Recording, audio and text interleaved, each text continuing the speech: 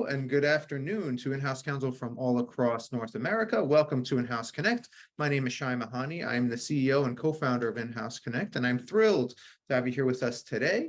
Thank you for spending your lunchtime or your afternoon tea time with us, and special thanks to our wonderful sponsor, Malbec, and our fantastic presenters, Lucy Bassli and Colin Levy, who will teach us all about right sourcing, outsourcing, and resourcing commercial contracting, which is the third event in our CLM Simplified series. And this happens to be our 58th event of the year, our IHC event. So let me know, are you like Celeste, who's attended 20 plus events this past year? Let's check out the poll results. Looks like a 85-15% split. So we have 15% new people. So welcome to the 15% and welcome back to the 85%. And hello to the 14% or so of people who have attended more than 10 In-House Connect events. And of course, special shout out to Celeste, who has attended more than 15 IHC events. So thank you for your support, everybody. Let's get to today's program. CLM Simplified, Right Sourcing, Outsourcing, and Resourcing Commercial Contracting. Our presenters today are Lucy Bassli and Colin Levy. Colin Levy is an attorney and legal tech author, speaker, and blogger. He was named to the 2022 Fast Case 50 that annually recognizes legal innovators and legal leaders. He has served as in-house counsel for a variety of technology companies, including several startups, for more than a decade, and his blog has been regularly recognized as a leading blog in the legal tech space. He is currently Malbec's Director of Legal and an evangelist. He is frequently asked to speak at conferences, be a guest on podcasts, and contribute to leading legal publications. I would also say Colin is a great follow on LinkedIn. I hope, Colin, that you will post your LinkedIn profile link so everyone can follow you if they don't already. I'm a fan, I'm a subscriber, and I definitely enjoy your posts, so thank you. Our next panelist is Lucy Bassli. Lucy is an attorney, author of The Simple Guide to Legal Innovation, and founder and principal of InnoLaw Group. As a former assistant general counsel of legal operations and contracting at Microsoft, she redefined how legal work is done and created one of the first managed service engagements with a law firm. Lucy is a highly sought after legal industry expert working with corporate legal departments and law firms on modernizing legal service delivery, automation, smart risk taking, and alternative resourcing models. She trains and consults with lawyers to take best practices in the legal industry to a whole new level. We are so fortunate to have Lucy and Colin with us today. And with that, I'll turn things over to Lucy to get us started. Fantastic. Did you do that all in one breath? That was super impressive. I think you've done this once or twice before. I'm delighted to be back. But yes, this is our third in a series, and we have a fourth that will be coming out. We'll be doing with you guys hopefully in January timeframe. And that will be all things technology related to CLM. So that's going to be kind of hopefully an exciting topic, and we hope to see you all there. I'm excited to have Colin join me. We have been kindred spirits online and through the interwebs world, especially these last few years, as we all have when it comes to contracting and CLM. It's everybody's problem, and it is nobody's fault. Every company has contracting problems, and that's the one piece of quick therapy that we always offer at the beginning of any session. You're not alone, and so I'm glad you're here. We're going to focus, though, kind of on a particular aspect of contracting, and that's the people part. People, process, and tools. You got to have a little bit of everything if you're going to make any significant changes to how things work in your day job or at the company or in your law department. And oftentimes, of course, there's a desire and a thirst and a hunger to jump to technology. And we are definitely going to be asking Colin for his thoughts on that throughout this next hour. But I also know that Colin's a big fan of making sure that everybody has their ducks in a row before they jump to technology, or do it simultaneously at least. Get their ducks in a row as they're considering technology solutions for contracting. And one of the key aspects of getting all your ducks in a row is, of course, making sure that you have the right people doing the right work, right people doing the right things within this big contracting kind of mess that sometimes it can feel like when you're in-house. So I think what we want to do first is let's just get a little lay of the land for all of you who have joined us today. And we'll do a poll. We have two polls today. We're going to do one here at the beginning to really just try to get a sense from you of where you are in this concept of outsourcing. And you've joined here because resourcing is on your mind. And so, Shai, if I can have you put up our first poll question. that would be great. And what we want to really hear from you all is around outsourcing or alternative staffing as you're thinking about the who does what. And for the purposes of this definition, it's really about your internal employees, whether attorney or paraprofessional, that are part of your corporate entity, or a third party, a solution of resources, human resources that are external to your company. So we'd love to know how many of you have given it some thought and where you are in that journey. And as these answers are coming in, I will, right off the bat say this is not a solution for everybody. And just like, we love to say, we amongst lawyers and friends, it depends. So we're going to get into some of those dependencies and factors for your consideration as we dive in deeper. So we've got a really good number of you responding. So thank you for that. Really interesting split. So let me share, let's see, and then I can share results. And hopefully you guys are seeing that. I'm clicking feverishly around my screen, but I think you're seeing it. So interesting split. So seriously considered about a third of you, beginning to assess, about a little bit more than a quarter, not really an option for us. So we're definitely gonna have time for some Q&A, and we'd love to hear, why it isn't an option for you, because I think that might shed some light for others as well. And then definitely drop in the chat if there's some other answer here. We try to be all encompassing. For those who it's the first time hearing about this, fantastic. I'm so glad you joined. Outsourcing has been a pretty hot topic in, across legal services for, I'd say, a couple of decades now. And I think right now the attention maybe has a bit shifted to really technology and automation, and outsourcing, though, it's still quite looming. There's quite a bit of opportunity there. So let's kick it off. Let's talk about the mantra here is do what you do best and outsource the rest. It sounds great. I mean, I get it. You're all going, yeah, I wish I could. But we all also have to, every once in a while, do the other stuff that we don't like. The question is how much of our day is spent on the work that we really should be doing, and how much of it is spent on work that we really are just not the most valuable resource for that, or we're too high of a cost. I always start with this assumption that the attorneys are one of the highest costs of human resources inside of any corporate entity. They usually are, for those of us who have seen those, internal cost structures. So if we just step back and are very, objective about our math here, do you want some of your highest resources to be spending time on certain tasks and functions and activities that really somebody at a much lower cost point can be doing? And that's really the entire premise, of course, of outsourcing. One of the key benefits typically on people's mind when they think about outsourcing is cost savings. I will say from personal experience, an equally valuable one, I think, is actually consistency and time savings. May or may not translate into cost, but we'll get to that later, and always happy to have a debate and discussion about that as well. So with that, I do want to level set a little bit on how we're going to frame this conversation. Outsourcing is, it can get, the deeper you go in any topic, it can get a little unruly. So let's talk about outsourcing in really the broadest sense for a moment. We're actually going to go even beyond the concept of whether it's internal to your company or resources that are, external to your company. We're going to really think about whether it is the actual attorney, presumably we're talking about attorneys doing contracting related tasks of all shapes and sizes. And so by outsourcing, I'm thinking, it's not even just going outside of the company. Sometimes it's going outside the department, and you're really rethinking the resourcing of the entire contracting flow.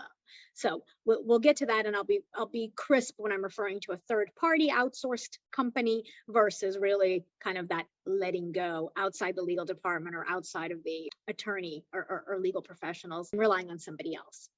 Another key point to remember, and I used to battle this all the time when I talked about outsourcing, and for frame of reference, when I was in-house at Microsoft, I outsourced to a third party, and we ended up outsourcing approximately 20,000 contracts a year. I know what you're thinking. Not everybody's at Microsoft. Not everybody has 20,000 contracts a year. What's in this for me? And we're going to get to that. We're going to get to when volume is critical and you reach that critical mass where it makes sense to outsource. And then we'll get to how you can use principles of outsourcing, but still keep it in-house where you're not even going to that third party. But also a key thing to remember, outsourcing is not just offshoring. They are often used synonymously, and I think that leads to some intuitive response or reaction in a lot of people. And I think at first, when outsourcing and legal became popular, maybe 15, 20 years ago or so, there was a lot of work that was going offshore. A lot of places, especially India. Over time, we saw, Manila. Now we're seeing Eastern Europe. We're seeing South Africa, a lot of other regions around the globe. But outsourcing can also be done onshore. So for those of you who are logging in here from the US, there are some fantastic opportunities to outsource to a third party that is in an onshore, low-cost geography. And of course, now that we are in 2022 in the almost post-COVID era, everybody's working from home. So low-cost geographies have now multiplied by the hundreds potentially as you again think about creative resourcing and outsource. Another thing to note, outsourcing isn't just when you think about the legal work, when you think about reviewing contracts. We hear that all the time. Can I get somebody lower cost to just review my NDAs? It's a common place to start. There's also outsourcing opportunity of some of the more administrative tasks, some of the operational aspects of a high volume contracting practice that can be very beneficial as well. We'll tackle some of those. And as I alluded to earlier, if you don't have the volume, you can look internally. Again, outsourcing is also about attorneys letting go. We can call it insourcing as long as you let it go. And yes, that's another theme song that we're gonna have playing in the background here. Technology is a really good friend to outsourcing. I will say, even if you have not gotten into the world of CLM automation and technology, I will say that you are very likely going to experience the benefits of that from a third-party outsourced company. They are likely using technology. They are at a minimum tracking workflow and data points, and you want them to. That's one of the benefits of outsourcing. We'll get to that soon, but technology is definitely becomes pretty critical when you're thinking about outsourcing in mass. Colin, I'd love to just take a second here, really on that point. Obviously, you're with Malbec, one of the leading, younger, but certainly leading in the industry right now, I think, around management systems. What are you seeing in terms of, is the concept of outsourcing popping up in some of your conversations as you have prospects that are looking to automate their contracting workflows? Certainly. Well, thanks. Pleasure to be here with everyone and certainly be here with you, Lucy, as we indeed are online friends and fellow travelers within the legal tech space, which is always exciting. So to answer your question, I definitely have seen some of our prospects and customers as well, both engaged in differing levels of outsourcing, but probably under the using the broadest definition possible of outsourcing. So in some ways they are, outsourcing using someone else outside of the country, but also they might be just frankly using some contractors or might be using some technology consultants, if you will, to help because, CLM, contract management, when you're using a solution or implementing one, it sometimes can be a little tricky, especially if you're a large enterprise and have a lot of processes to kind of translate into a tool. And oftentimes what happens is you need people who are kind of experts in doing that translation work to step in and do that work because your own work doesn't just stop because now you have a new solution you're putting in place. You just have another task on your never-ending list of tasks to do. So oftentimes what happens is people turn to consultants to assist with that work, which is good because you want people who are knowledgeable and experts to help with that, because if not, it can go wrong in a hurry and can make what should be a fairly seamless process one that is anything but. And that can have really pretty well documented detrimental impacts upon business and upon the potential benefits of having a CLM solution in place. Yeah, absolutely. So I think the theme that I'm sensing here from you is certainly it's getting the right skill set for the right kind of work. And that is something that we've discovered certainly, in the contracting space, is you have some really capable attorneys and we're all really good transactions lawyers, which is, again, that's where I come from. That's where you hail from, Colin. I know we know how to do contracts, but there's so much around doing contracts effectively and efficiently that really has very little to do with our substantive legal skills. And yet we're kind of thrown at it to figure it out. And really the visual here that everybody's seeing right now, this is a view of that whole life cycle of contracting. Right? So when you're thinking about outsourcing, it becomes less daunting if you kind of break down of what is it that I'm actually trying to outsource. Oftentimes we really focus immediately on that lower right hand circle that says negotiate. And oftentimes, if you're thinking about, okay, we're just buried with volume, I need somebody else to pick up some of these, lower complexity contracts. We really jump immediately to that negotiate. But if you're in a business that has a high volume of contracts, and again, it's not about a particular number, it's thousands or hundreds or whatever that is. But if you're in the kind of business that requires a continuous flow of commercial contracting, and in some industries that's what it is. They sell at a lower dollar, a lot more volume that results in more contracts. Maybe a SaaS business, right? If you're not in the high tech world, as opposed to perhaps your large car manufacturer, where they have enormous multi-year contracts. Potentially, they might have a lower volume. And those are just some examples. But really, that means still you have a lot of contracting activity that is happening that may or may not be, proportion to the complexity of the deals that you are spending your time negotiating. So it's important to step back and think, where's the real value again in the time that you're going to spend on some of these other phases or aspects of the contracting life cycle, and where's it better to get somebody else to do that. So, a couple of things I want to just highlight here, and really want people to start thinking or push back. This is an opportunity where I would love to hear opposing views. I've been known, I don't know, a couple of my LinkedIn posts have been called provocative, which I'm going to take that as a positive thing, because I really feel like lawyers spend too much time on things like executing contracts. There are still too many lawyers I talk to every day that are out there chasing signatures. Literally chasing. I don't want to say physically anymore, but emailing, kept following up. Did this get signed? Who signed this? Where is it? Why isn't this signed yet? Oh, I don't know who, figuring out who should sign it. There are all these very tactical things that somehow the legal team ends up solving. I know we have a propensity to overfunction. Again, that is who we are. We live in a world of, if I'm not going to do it, then who will? I can't trust somebody else to do it. I'll just do it myself. Those are all things that flow through our brains on a regular basis. But that is a perfect example of a task that needs to be removed from the legal department. I'm gonna say period. And again, I've had few argue with me about it, besides those who, again, it falls back to this level of trust that they have with their business. Yeah, that's not something we can solve on this webinar today, but conceptually, if we can all start with an assumption that lawyers' time is not best spent chasing execution of contracts, right, signatures, then I think that's already a positive outcome. Being able to push back on your C-suite and say, nope, I can't spend time on this. If I'm a solo GC, if I'm a team of 3, if I'm a team of 1,000, I don't want these expensive resources spending time on something like that. Similarly, storing a contract. Too many legal teams are still the ones that receive the final executed contract, and then they are the ones that are finding a home for it. Sometimes they don't have a good home, right? So we know Malbec's you are a home for many contracts. Some are still on their C drive, heaven forbid, or obviously Google Drive, OneDrive, SharePoint, you name it, Dropbox, Box, and on all the others. But somehow legal ends up getting in that mix, and if they're not the ones storing, they're often the ones retrieving. So the business feels like legal is their help desk for contracts. Can you find, where is, I can't find, help me. And we can't say no. We're not very good and not trained well at saying no. So these are examples of a couple of tasks that I think, wow, if you have enough volume, this could be a really good candidate for outsourcing, something like small help desk.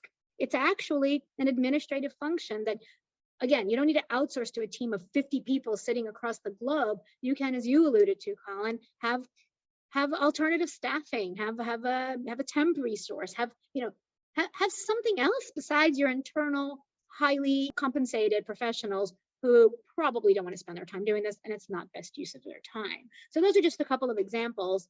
I'll say another area that really, less about outsourcing, but really more about business enablement, but I'm going to stretch that definition into outsourcing as well, is that request phase. In the upper right hand, we've got the question mark, right? If you start at the top, and that's where lawyers should be spending a lot of their time counseling and working with their business counterparts, pre-contracting, advising. You may be creating RFP templates or RFP response guidance, but you're counseling and advising the business. That's absolutely in-house work.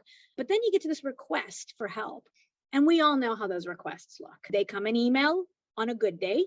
They might have a couple of sentences on a great day, but otherwise they're coming in chat, text, Slack, Teams, calls, anything. Look at this. Take a look. Can I sign this? These are the kind of questions that I know you all get at some point. So the enablement, the ability to kind of outsource back to the business, right? Their own job of, hey, you got to give me some information if you need help with a contract. This is one of those where I'm going to stretch the definition of outsourcing to say, please create a mechanism for the business to ask legal for help in a more effective way, in a more efficient way, so that legal can then start their job with all the right information and not that ping pong that goes back and forth. Again, in a high volume practice, if you are a solo attorney, but you have a really high volume of contracts, it is a great outsourceable function too, or if the business is in your mind beyond training, sticking in a sort of a middle step and handing that off to somebody else to say, can you just clean up these requests? Immediately ask these kind of questions. Immediately make sure they're attaching the latest and greatest document or whatever else it is that you need to start your job. That's another kind of outsourceable function. Colin, from your perspective, I'd love to hear though, as you're seeing the goals for automation, how much are in-house teams looking for that intake and that organizing of the request on balance with, oh my God, can I just get a good repository? Because they're both problems and they're both things that legal ends up inevitably dealing with. Yeah, I think, by and large, I think legal departments for a long time have been wanting a better way to just manage requests that have come in, whether that be through a ticketing system, whether that be through an email inbox, whether some combination of those two things. So they want that. And not only do they want that, but they also want those requests to then be connected to some repository so that you can not only track the incoming request, but also have the documents automatically put in whatever repository exists. Because what often has been a problem, at least for me, and I've seen other companies have this issue as well, is you get a request, comes in through email, here's this document, looks fine to me, but you tell me what you think, requires some work, and then you're just storing drafts all over the place. And by the time you're done fulfilling the request, what draft is the right one? Final version 8, final version 10, final version, I promise, under the, whatever. And they're just all over the place, and God forbid stored, on your desktop or on your C drive or wherever. And so I really think that people underestimate the importance of being able to automate the sort of intake process and have that be connected to the repository, because both feed into one another, and you can't have one really working well without the other also working well. Yeah, absolutely. It's all connected. And that's the reality, is when you try to kind of just tackle one thing without the other, it's connected. Actually, again, in my personal experience, we had outsourced a bunch of this contract review, right? We really went for that negotiate, circle, and kind of had a really good thing going, realizing at the same time, wow, they need a place to put them when they're done, because now it's been outsourced effectively and somebody's really following a very clear process. And so we had to kind of really quickly make sure we're also thinking, oh, we need to stand up or change our repository. We had a very old one at the time, but it was exactly what you just said, Colin. It dawned on me very quickly of, why am I going to go through all this trouble of having beautifully negotiated contracts and edited beautifully and then stored where? So that's kind of a false sense of security, to be honest. It's kind of that same falsehood that a lot of in-house lawyers live in. I have to see every contract. I'm sorry if you feel that way. That's probably not healthy, and we need to work on that. But B, guess what? You're not seeing every contract. That's kind of a fact. I'd love to be proven wrong if there's one or two of you out there, but really people tend to find ways to get stuff done. And if you're too busy and things take too long in the eyes of sales or procurement or whoever it is, they're gonna sign stuff. So again, that's the reality. So why not control your world as much as you can by really thinking about what are those contracts you need to really get a handle on and see and spend time on, and the ones that you can, let go of and empower somebody else to do. And you kind of have to think of those almost as synonymous. As if I let it go, I'm empowering somebody else to do it, for sure, whether external or internal. But also that means it might fall through the crack. It depends on who you're sending it off to, who else is doing it on your behalf. There are some inherent risks with you letting go. That's the reality of not doing it yourself, but you can't scale. You cannot do it all yourself. So as we think about really that negotiation, little circle of all the phases, step back and think, okay, what is outsourceable? What is that right work? And right now we're going to talk about that substantive work, right? This is that legal work, so to speak. I do put legal in quotes because there's a lot of healthy debate, and I will not go down this journey right now, but happy to anytime, maybe on LinkedIn, if you guys want, is really that definition of the practice of law. What requires a lawyer when it comes to commercial transaction review and negotiation? It's a lot of it, once you've done a couple of times, you can educate and train somebody else to do. Again, I said a lot of it because there's some that it's you want to do it, you need to do it. That's what you're getting the big bucks for. That's why you and the C-suite are tight, because they expect you to do it and you're the best set of skills for it. But there's a lot we do over and over and over again. NDA should not be more than 3 pages. Cough, cough. That needs to be enabled, empowered, outsourced, whatever you want to do, but it cannot be lawyer time spent on a recurring basis on NDAs. I know everybody's thinking, well, there's sometimes they sneak things in. Like, yeah, I get it. You probably know enough that you can write down all of your biggest fears in a training document and empower either the business or, again, an outsourced third party. So the bigger enterprise you're a part of, the bigger the volume of contracts it is, the more options you have with who you want to outsource to. Created kind of the stratified view that works for me, and it seems to work well across a lot of industries, where you think about, okay, depending on what the contracts are, who's best to do them, who should be best to handle that substantive part of the work, that negotiation of the words, let's call it inside the 4 corners. I put legal up here in quotes because let's just more accurately say who's editing some of the words inside the 4 corners of the document. In the lower part of the triangle, we have that business owner self-help. Again, loosest form of outsourcing is really handing back to the business what some of us, I hope a lot of us agree, should have been their job to begin with. Business owner self-help, enablement. Technology is a big friend here, of course. If they're able to quickly access a template and route it for signature electronically, and then it gets sucked back in and stored, that is a nirvana dream state. These business owners can be enabled to negotiate a couple of terms. They should be. Again, NDA, my favorite example. It's just such an easy example for everybody.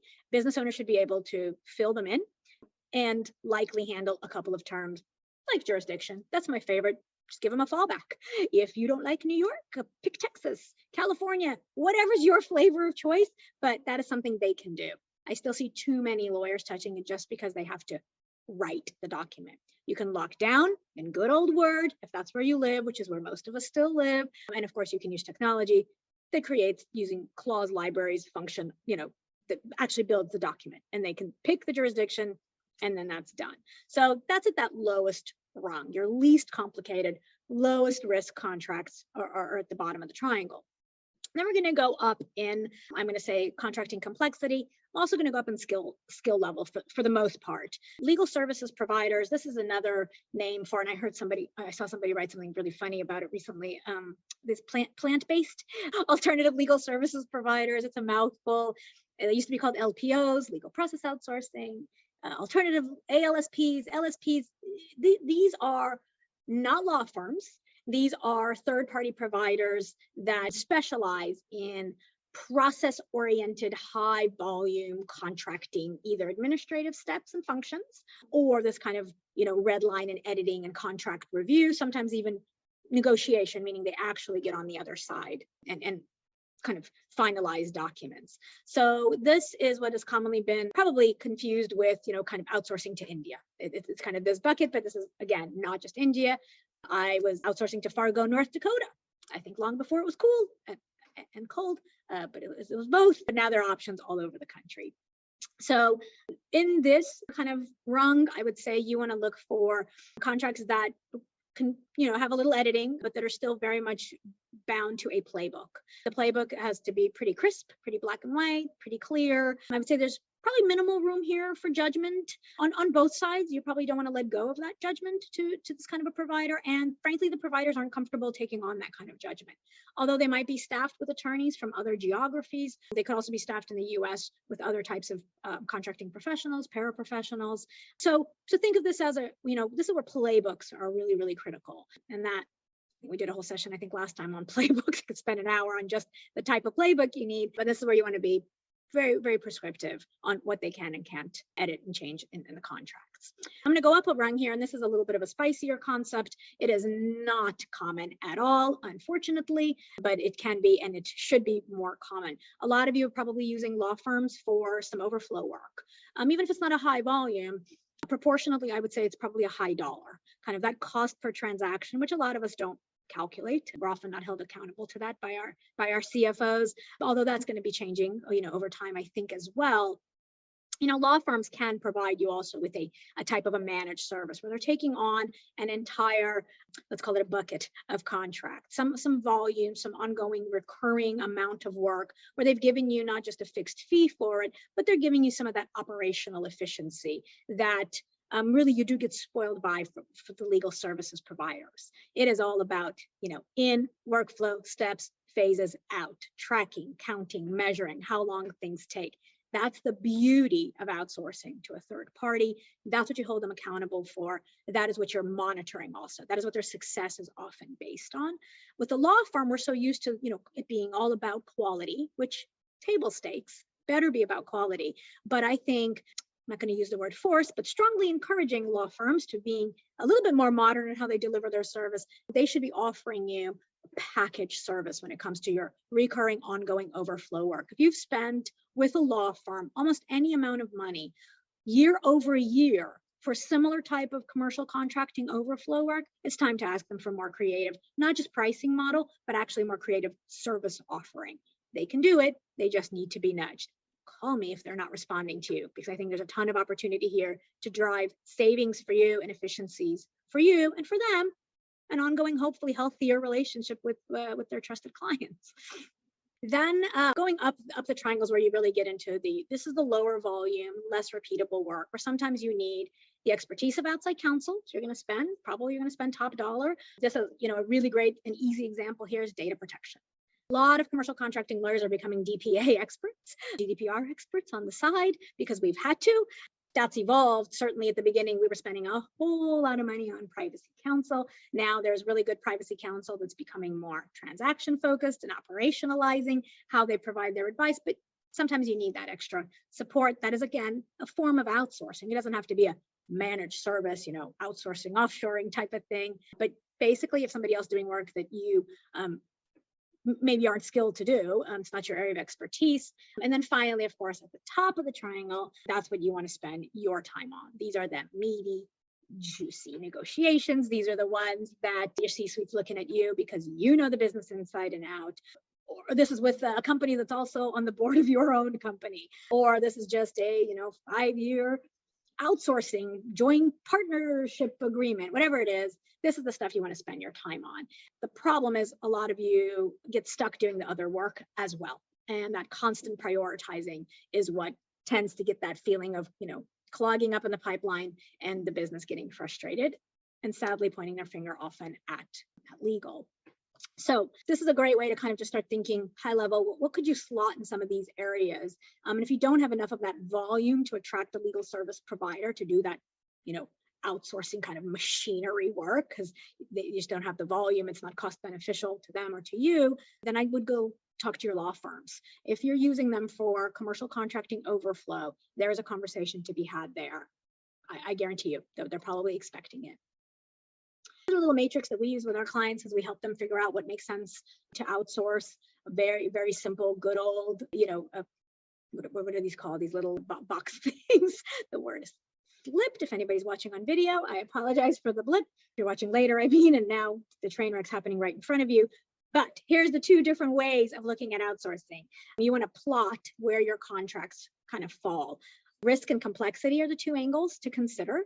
And you can see in the lower left hand, the lower risk, low complexity are going to be great for outsourcing. The next thing you're going to have to immediately check with that is really volume. So once you've identified your low risk, high volume work, that is your sweet spot for outsourcing. Now, low risk, high volume, but super complex work, that's where it gets tricky. And I haven't figured out a perfect 4-dimensional matrix here. But I would say that just because it's complex doesn't mean it is not teachable. It'll take more time to teach a third party if you're outsourcing complex work. But if you have enough volume and if the risk is low enough, it is definitely worth it, I think. So, use these kind of matrices as you had these conversations in-house. Again, even if you're a team of two, the concept of outsourcing is uncomfortable for people. I would say kind of in today's climate, in this week's climate, with the news that we keep seeing about layoffs, I know so many of our professional friends and peers are getting laid off right now. Outsourcing is a tough topic. So I do want to take a minute to just, not ignore that fact. Just talking about outsourcing, just bringing it up, will create reaction, emotions, and feelings in the law department and across the company. So it is something that should be approached gently. Every company has their own culture, and so you'll have to kind of figure out what makes sense for you. But it's not always a comfortable conversation, depending on industry and again, current news happening. So that's just a tip there. Again, Colin, I'd love to get your perspective as you see the tech world. In my mind, I've always kind of imagined the visual of the big fish that eats the smaller fish, and that medium fish eats that even smaller fish. And if I think about alternative legal service providers, especially the big four, they're kind of nipping at the law firms. A lot of that law firm work, is getting pushed to these alternative providers, these other types of entities that aren't law firms. They're lower cost. That's why that's happening, and some of the work really lends itself to that. I think now what we're seeing in the last few years is technology is now nipping at the heels of that high volume alternative, resource. Are you seeing technology from your client, your customer's perspective as potentially replacing outsourcing or supplementing? I mean, is this kind of the robotic competitor to the alternative legal service providers? So I would hesitate to use the term robotic or robots, just because that's a sensitive term for me, just because I'm always fighting against this myth of robots coming after people or lawyers. Yeah. We're not there. That being said, I definitely think that technology at this point and over the last few years, and certainly will only continue to increase this type of role going forward, is that of a supplemental sort of resource for some of these outsourcing providers. And those that are most adaptive to tech and best able to take advantage of tech tools, I think will be the winners over the long term with respect to providing outsourced support and services. And I think that's why we're seeing the big four start to nip at the heels of law firms, is because the big four have already been using technology in other ways for other parts of their businesses, and now they're bringing it into the legal consulting part of their business. And that being said, I think that the law firms remain a formidable competitor, not necessarily because of their tech aptitude, which most of them may not necessarily be quite apt at tech, but because of their long-standing relationships with these businesses, and that have turned into friendships and what have you. And there's a tendency to want to use someone that knows your business really well and not have to train someone else on knowing how your business operates. There is also a tendency to just go with someone that you're friends with, quite frankly. My view of that is, I have some friends I would not go anywhere near for certain tasks, and that's not because I don't like them, it's just because I know they're not very good at it. So I definitely think there is starting to be some tension there around kind of, just because you have this long-standing relationship, does it still make sense for you as a business owner or business manager to use them, as opposed to using them because you know them and you like them as a person? So there is that, in putting things in sort of the context of this, quadrant analysis, which I think is really useful. You're preaching to the choir here. Certainly low risk, low complexity, or low risk, high volume are precisely the type of things you want to start off with in terms of having other sources use, or frankly, just having technology automate, because technology is great at handling low risk, low complexity, or high volume, low risk type of work. That being said, I think we're seeing technology now start to play a bigger role in sort of perhaps a little more complex work that is still relatively low risk, because lawyers, being risk averse, still want to kind of have their 2 cents, but are okay with technology taking on things that are complex and time consuming, but are relatively low risk. And I think we're still seeing that as part of an evolution as technology and artificial intelligence gets better at handling things that require a little more judgment and less sort of just rote data analysis. Yeah, absolutely. And we'll continue to see, right? It's going to keep creeping up. The value prop, the experience, as we know, and we're going to have to say it. You can't finish talk about CLM and not say AI, but it has to be taught. It will grow and evolve, just like we all did as fresh lawyers. And for some reason, we have much less. So we're looking for patience for artificial intelligence. Like, it messes up once, boom, everybody's done. That's it. They hate it. It's and there's a lot. It's too hard to come back from. But I wish people would really realize that once they're getting into that world and they are using that, or getting a system that has artificial intelligence in it, it takes time. You will have to do things. You will have to work, and it needs training. And so that's, once people know that, I think it's just setting expectations. It makes for a much easier journey and hopefully a more rewarding experience than we're seeing, unfortunately, in the market right now. Okay, so thank you for that. I think that was great, great perspective. So now let's talk about, okay, you've thought about it, you've got you know which quadrant you live in, you found the right number of contracts, the right types of contracts, and you want to outsource, outsource. Like you really are thinking about getting that third party to help you and take on some of these things. So tips and best practices, I lived and breathed this starting in, 2008. I was a baby genius lawyer at the time. And, we were one of the first to really outsource lifetime review, meaning this wasn't boxes and boxes of contracts that somebody could spend a couple of months reviewing. This was lifetime. It comes in, and instead of coming to somebody on my team, it was going to a third party across the country, and then eventually, across the globe. So there was a lot of angst. I will say the one thing that I could promise the business, and getting them on board, by the way, and that's part of the planning, which is why I'm spending a little extra time on it, is predictability. Oftentimes, that's really all the business wants. They just want the predictability. We've heard too many times legals a black hole, too much forum shopping, especially if you're more than one lawyer. They immediately know who's their favorite. They immediately know who to go to get the faster results. Doesn't mean they're better, they're just faster. Another news flash, the business, they assume quality. They are not here to judge the quality of the law department's outputs of their commercial contracting. They want speed. It is all about speed. So if you can offer them a faster turnaround and a predictable one, even if it's not faster, newsflash, if you can tell them, hey, I'm telling you, every time you come to us, you will get your first response within 48 hours. That already immediately stops any whining conversations that we've all had, right, about legal and the black hole and not ever knowing what to expect.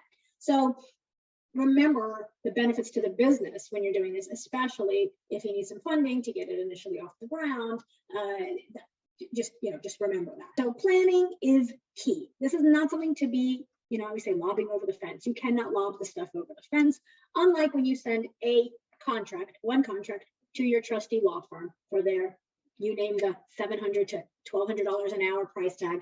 God forbid, hopefully you're in the $250 range because you found one of those really good former in-house lawyers who's now a solo. I saw that in the chat. That's a sweet spot if you could find those. But you need to spend the time to really understand what it is you are outsourcing. How many of these are there? Right? You cannot just bring in a third party and say, okay, we're going to start sending these to you now. How are they going? Who sends them? Who's picking them up? I mean, there's a lot of logistical stuff that goes into this. Working with your internal stakeholders is key. They have to understand the change, whether it's the business who's used to texting you all hours of the night, sending you attachments in text or Slack or Teams to your legal team. If you have 5 paralegals who this is their day job, is reviewing NDAs and statements of work, that change is significant for them. As we mentioned earlier, outsourcing is sensitive. So taking the time to explain to your internal team and preparing the right vendor, picking the right vendor that's its own exercise. Really selecting that right third party. Know your process.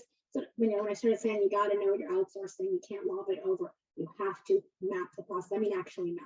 You need a visualized workflow of how contracts flow in the company today and how they're going to flow in the future with this third party inserted. In that, you also need to figure out where the work is physically getting to them, how, right? Which mechanisms, which systems, which technology, is it email? All of that needs to be written out with a ton of painful detail. Probably something you don't spend too much time thinking about today because it's, it comes at you. It's like this never-ending flow of contracts, like a tidal wave that doesn't end, but you have to spend the time to map the process. And a good third-party outsource provider will ask you for that, or they'll spend the time doing it with you. That could be part of the service arrangement you negotiate for, so they help you map the process. You really have to, when I say define an operating model, this is an operation. Once you outsource, it requires maintenance, management, and ongoing nurturing. Think about who's going to do that. Who's going to operate this new thing? It's not a full-time job necessarily. Again, in my case, we had a team of 5 managing. We had outsourced. That's because that size and scale, that's not what everybody needs. So not what most need, but you need somebody on the team who's accountable for this. It may be you, it may be your right-hand attorney, it might be your business manager or a paralegal or a contract manager, but somebody needs to have the skill or learn skill up to what it means to manage an outsourced arrangement. We actually have clients that we deal with purposely to help them fix the outsourced arrangement they tried to do that isn't working. Isn't working meaning there's still complaints from the business, contracts are not being done consistently, and nobody understands why. We've outsourced this. What seems to be the problem? Well, it takes management. You have to, plan on SLAs, turnaround times. You have to have quality assurance checks. At the beginning, you're going to want a QA maybe 100%, maybe for 1 month, maybe 3 months. And then you're going to want to taper that down and have targets. It's a very objective and empirical process. And then there's some of the, of course, the subjective. How do you measure quality? We have tips and tricks for that as well. You in your quality assurance part of this program should be able to count up the number of times you found the wrong reference to the wrong master agreement. That's a quality ding, in your weekly report. You should be able to find typos. You should be able to find the wrong entity of your company, perhaps, listed. Those are substantive dings. So a lot of people say, how do you measure quality? How do you measure it?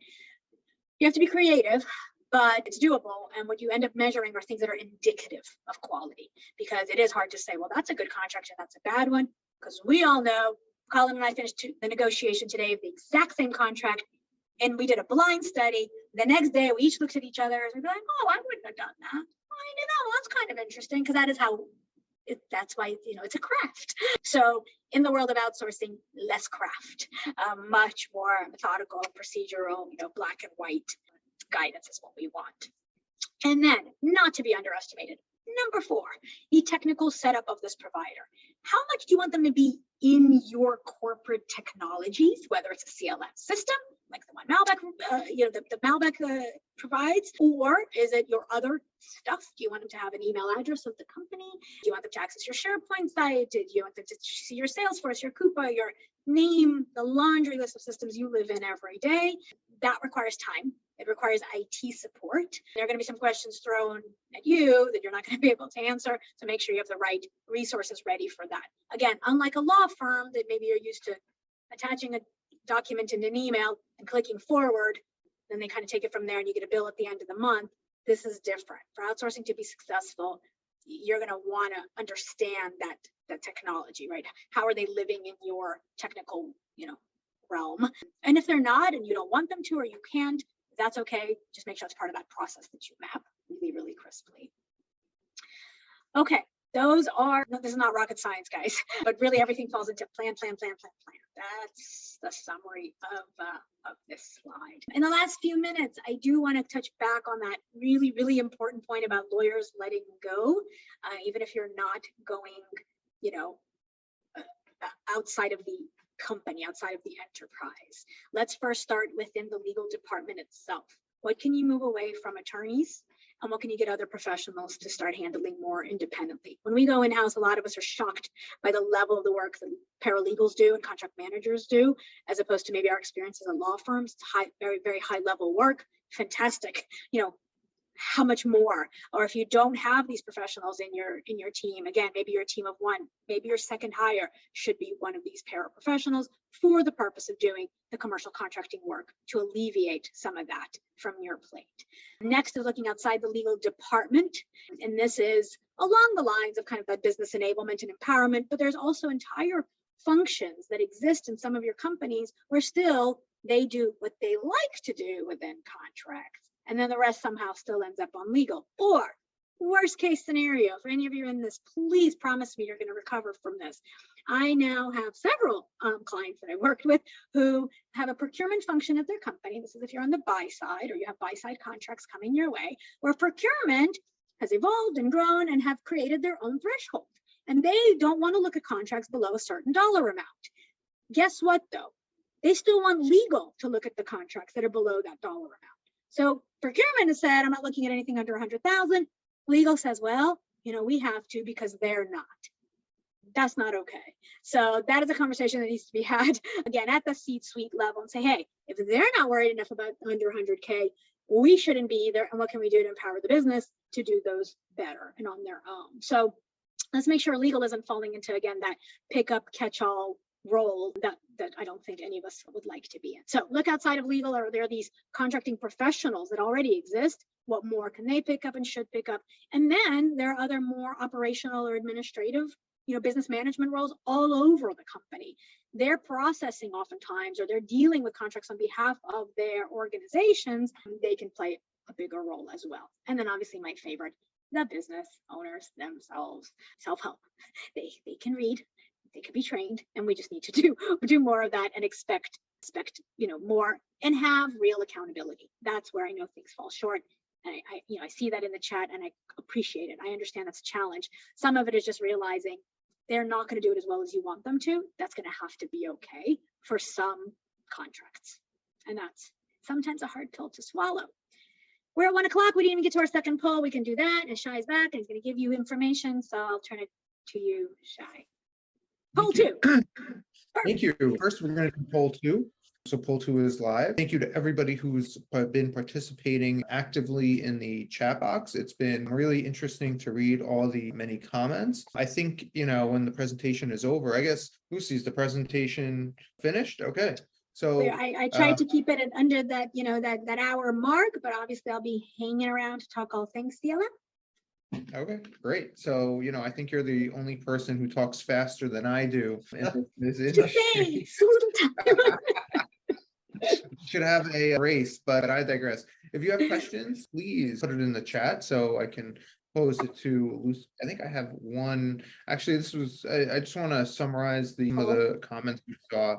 Well, the poll is still ongoing, so I'll give that a second. Okay, we'll go to it now. Looks like 9% are planning to buy CLM tech, so that's great. 33% or 49% have CLM systems in place. 28% don't have any automation and not likely, and 9 said other. So I'm looking for your comments in the chat land. So let us know.